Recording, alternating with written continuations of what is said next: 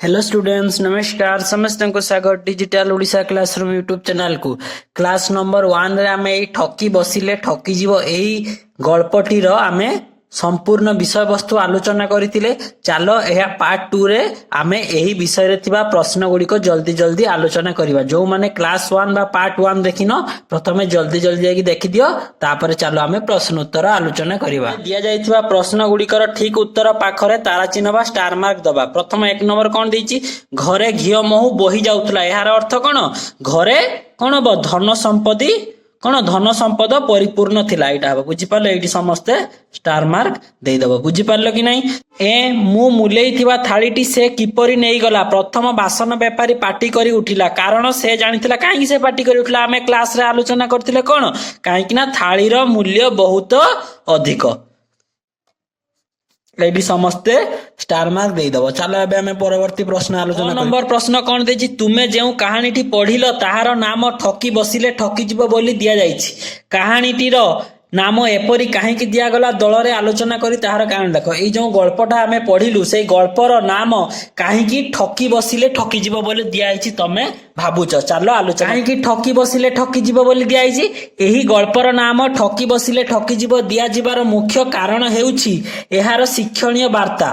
गल्परे लोभी व्यापारीटी आई नातुणी को ठकिवाकू चेष्टा करी शेषरे निजे ही सेही मूल्यवान सुना थाळीटी को हराई ठकी गला। अर्थात अन्य को ठकिवाकू योजना कले निजर ही क्षति होइताय। तेणु एही इयर ना कोन एही गल्पर ना ठकी बसिले ठकी जीव बोली दिया जाइछि। बुझि पालो समस्ते। एबे चलो ख नंबर प्रश्न आलोचना करियो। ख नंबर कोन देइछि, जदि तुमे एहार अन्य गुटिए नाम देबाकू चाहिबो तेबे ताहा कोन हेबो बोली भाबुचो। एपरि शीर्षक बाछिबार कारण कोन को। एई ठकी बसिले ठकी जीव व्यतीत तमे आउ कोन ना देई परिबो एवं काहे कि दबो। चलो आमे आलोचना करिबा। नंबर कोन हबो, मु एही गल्पर नाम सत्यर जय देबाकू चाहिबी। काहे कि दबो ना कारण गल्परे जणे व्यापारी लोभ करी निजर क्षति करिथिबा बेले अन्य जणे साधु व्यापारी सत कही निजर भाग्य बदलाई पारिछंती। बुझि पालो। तेणु एई विषयर नाम मु सत्यर जय देबाकू चाहिबी। बुझि पालो समस्ते। चलो एबे हमें ग नंबर आलोचना करिबा। बासन व्यापारीटी प्रथम थर आसी थाळीटी को कम दर रे नेबाकू चेष्टा करिथिला। जेतेबेले से पुणी थरे थाळीटी नेबाकू आसिला तार दर काहे कि बढ़ाई चलिला। प्रथम थर तो टंकाटार हबोनी बोली कहि कि पळेला। कोन से दूर को पळेला देखि मने मने भाबिला कोन आसिला परे नेबी। किंतु सेकेंड टाइम जेतेले आसिला से काहे कि दर बढ़े बढ़े चलिला। काहे कि दर बढ़ी चलिला ना, लोभी व्यापारीटी थाळीटी सुनार बोली जानी मध्य अल्प मूल्य रे हड़प करिवाकू प्रथमे चेष्टा करिथिला।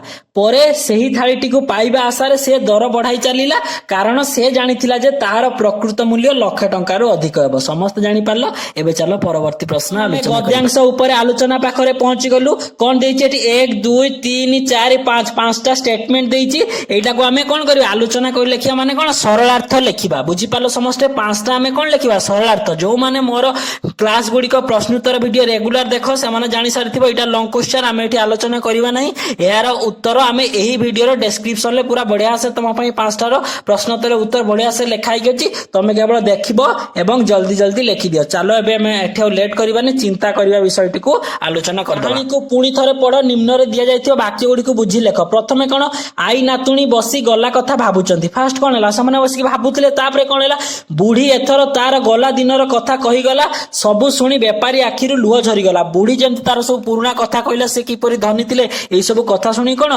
द्वितीय व्यापारीटी आखिरु लुह आसी गला। एथिरु जणा गला जे आई नातुणी तो दुख रे थिले। तांकर कोन परिवार नष्ट होई जाईची, व्यापार वाणिज्य बुडी जाईची, पुआ माने मरि जाईचंती, किंतु से माने तो दुखी रे थिले। किंतु व्यापारी आखिरु मध्ये लुह आस्तिला कि नै से मध्ये दुखी थिला। दी जनक दुख मध्ये रे कोन पार्थक्य अछि चलो आलोचना करिबा। ताले आई नातुणी दुख और बासन व्यापारी दुख मध्य कौन पार्थक्य अछि ना, आई नातुणी दुख हेउछि भाग्यर विडंबना और दारिद्र जनित अभावर कष्ट जहा सेमानंकु अतीतर सुख मने पकई दिए। मात्र साधु बासन व्यापारी दुख हेउछि पर दुख रे दुखी हेबा बा मानसिक संवेदना, जहा आई करुण कहानी सुनी तांको आखिरे लुह आनी देउछि। माने जनकर दुख कथा सुनले हमकु जो दुख लागे, जो सहानुभूति देखाउ सेटा हला कोन व्यापारी पाखरे। किंतु आई नातुणी दुख कोन भाग्यर विडंबना बा दारिद्रता, कारण तार पुओ वाणिज्य व्यवसाय सब नष्ट हो जाय। समस्त बुझि पाला। वीडियो को स्टॉप करके समस्त लेखिनियो। କାହାଣୀଟି ପଢି ତୁମେ ଆଈ ନାତୁଣୀଙ୍କ ଦିନ କିପରି କଷ୍ଟରେ କଟୁଥିଲା ସେ ବିଷୟରେ ଜାଣିପାରିଲ। ସେହିଭଳି ବିଭିନ୍ନ ଗରିବ ଅସହାୟ ଲୋକଙ୍କ ଜୀବନ କିପରି ବିତୁଥିବ ତାହା ଅନୁମାନ କରିପାରୁଥିବ। ଏହିଭଳି ଜଣେ ବ୍ୟକ୍ତିଙ୍କ ଦିନଚର୍ଯ୍ୟା ବିଷୟରେ ଚିନ୍ତା କରି ଲେଖ। ମାନେ କଣ, ଆଈ ନାତୁଣୀ ବହୁତ ଗରିବ ଥିଲେ, ତାଙ୍କର ଦିନ କଣ କଷ୍ଟରେ କଟୁଥିଲା। ସେଇଭଳି ତମେ ଜଣେ ଅସହାୟ ଲୋକ କିପରି ଜୀବନ ବିତାଉଥିବ ତାହା ଆଲୋଚନା କରି ଲେଖିବ।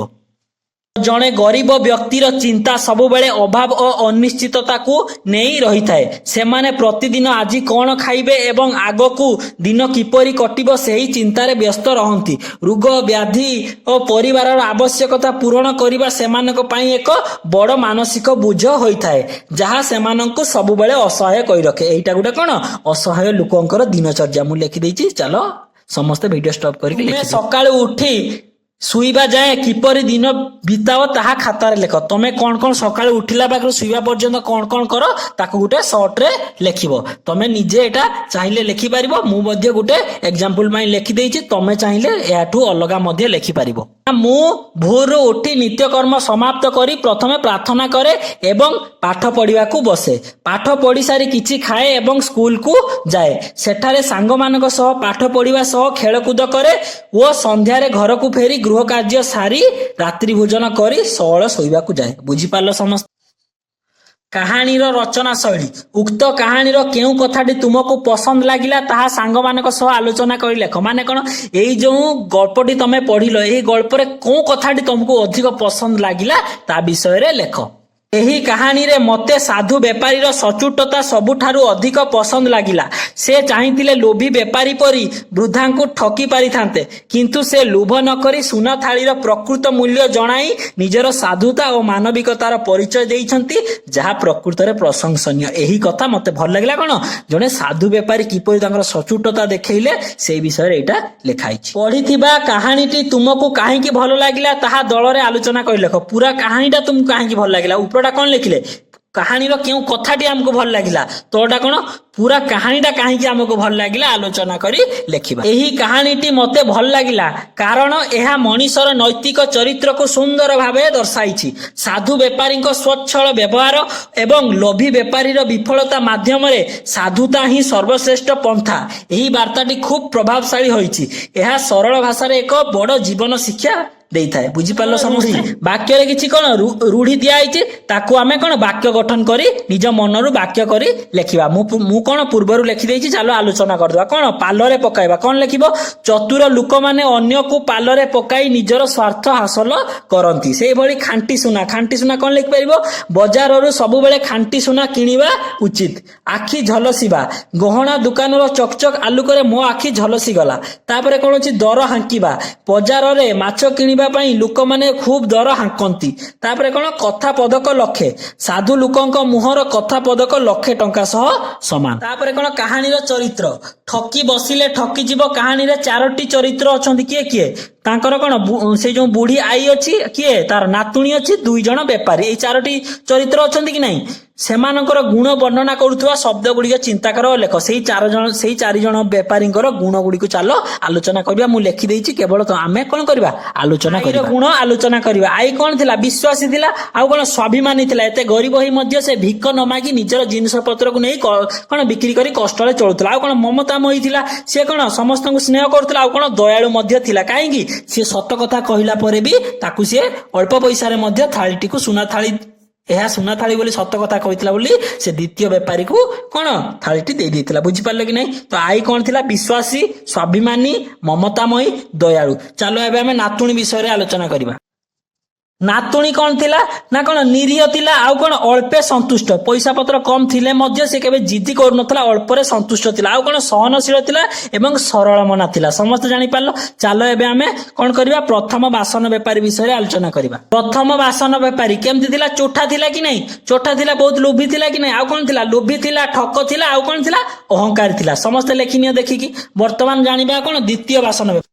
द्वितीय बासन बेपारी किपरि थिला ना कौन थिला से दयालु थिला विवेकवान थिला न्यायपरायण थिला एवं सत्यवादी थिला माने सब सत्य कथा कहूथिला समस्त जानि पारलो एइडी तमरो विषयटी समाप्त प्रश्न उत्तर कार्यक्रम समाप्त होला जो माने क्लास देखिन जल्दी जल्दी जाई कि क्लास देखि दियो एवं तापरे प्रश्न उत्तर जल्दी जल्दी कर दियो एवं प्रीवियस जो आउ जो जो चैप्टर सब तमरो रही गला सेगुडा का मध्य कोन विषय आलोचना एवं प्रश्न उत्तर कोन प्लेलिस्ट रे अछि digital Odisha classroom playlist check कर सेही ता मध्य रे तमरो कोन षष्ठ श्रेणी साहित्य एही प्लेलिस्ट रे सब वीडियो गुडी को अछि एवं digital Odisha classroom YouTube channel को समस्त विजिट करला परे थिबो कोन वीडियो प्लेलिस्ट ताबरे कोन थिबो पोस्ट ए पोस्ट सेक्शन को गला परे तम पय डेली बढ़िया बढ़िया क्वेश्चन सब ऑप्शन सहित दिया होची तमे चारटा ऑप्शन मध्य रे गुटे ऑप्शन को ठीक बोली क्लिक करके जल्दी जल्दी समझ जाय कि टेस्ट दे दियो एवं वीडियो टी यदि तुमको भल लागिला वीडियो को लाइक करो चैनल रे केते बेले कोन क्लास अपलोड होची जदि तार नोटिफिकेशन पाइबा को चाहूचो